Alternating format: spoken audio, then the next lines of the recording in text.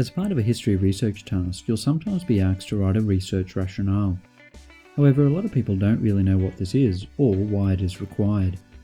In this video, I'll explain to you what a rationale is, teach you how to write one, and provide you with example paragraphs. Let's jump in.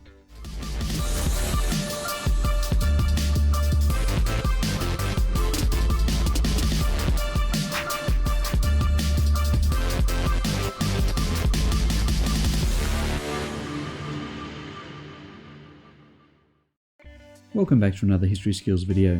Today we're looking at how to write a research rationale for a history assessment piece.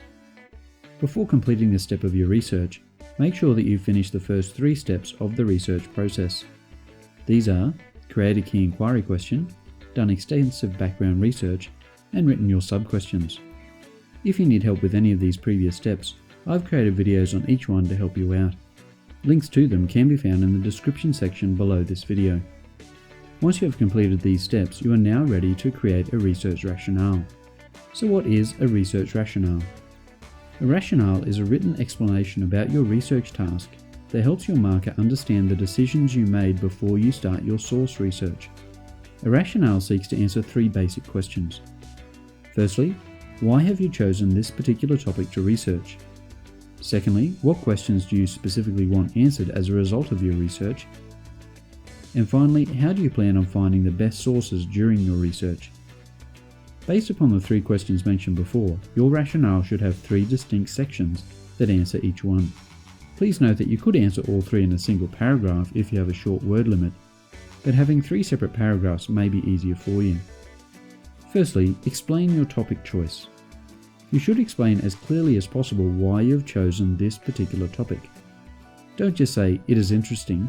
You need to give specific reasons why. The more precise you are and the more examples you provide, the better your mark will be. For example, for my topic of research, I've chosen to focus on Julius Caesar's siege of the Gallic town of Alesia. I chose this because I was fascinated to learn about the concept of bi-circumvallation in class, and I wanted to know more about it. In particular, I wanted to know how Caesar could complete such a remarkable feat of engineering while being deep inside hostile enemy territory. Secondly, you need to explain the steps that helped you to create your key inquiry question and sub-questions. Since the creation of these questions will be based upon the background research stage of your research, you need to explain why you chose the specific information from your background research that appeared in your research questions. For example, after completing reading some introductory websites on the topic, I chose to focus on 3 distinct areas. The first sub-question will look at how Caesar found all the building materials for the siege walls, while the second question will look at how he was able to defend against attackers while his soldiers built the structure. Finally, I'll aim to discover how the bi-circumvallation helped him achieve his victory at Alesia. Finally, you need to explain what strategies you will use to find high-quality historical sources that will help answer your research questions.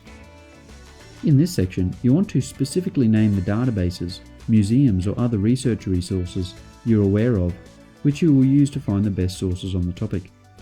It may be useful to specifically name important historians or primary sources that you know in advance that you'll need to read closely to help answer your questions. For example, in finding information to answer my research questions, I have to start by reading Caesar's own account of the siege, which is known as the Gallic Wars. Then I will explore what modern academics think about it. In my background research, the names of Adrian Goldsworthy and Mary Beard kept coming up, so I'll try and read their works. Finally, I will use the Perseus Tufts and JSTOR websites to discover other primary and secondary sources to help complete my investigation. Once you've completed these 3 steps, which answered the 3 basic questions from earlier, you have successfully completed your research rationale. Now that you have a better understanding of how to create an effective research rationale, I hope you feel more confident in your studies. If you need further explanations, examples and advice, head over to historyskills.com and I'll see you next time.